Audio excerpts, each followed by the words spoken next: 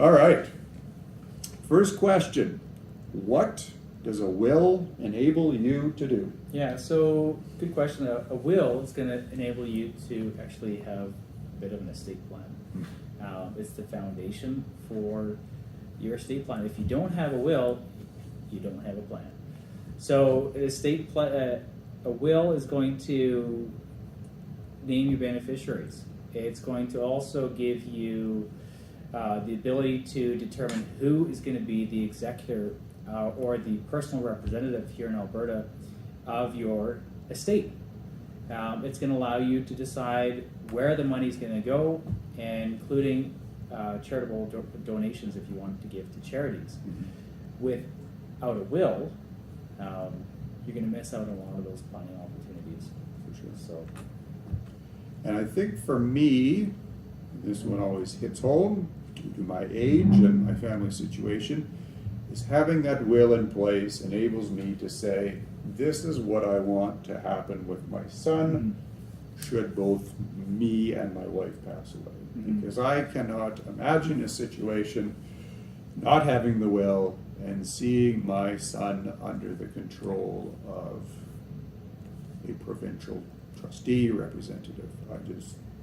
That would not be good in my books whatsoever. Yeah. So that is a big one for me. And I think a lot of clients that come into my office aren't necessarily aware of that fact.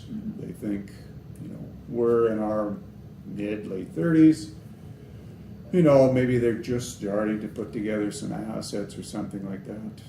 So they're not really concerned with that, but they have a few kids. And I think it just kind of completely goes by them on the fact that they don't have that proper planning in place.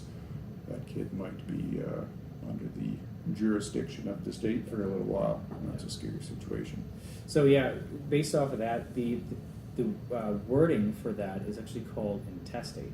So when you die without a will, it's called intestate. The person who would be writing the will, that would be yourself, is called the testator. And so thus, if you don't have a will in place and you pass away, the estate is intestate.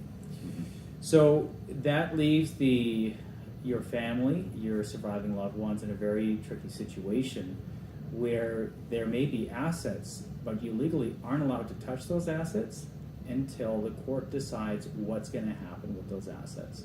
So the question for you to think about is, do you want to make decisions as to where the money's going to go and how it's going to go to your beneficiaries? Or would you like to have a stranger decide these things? And furthermore, it's a lengthy process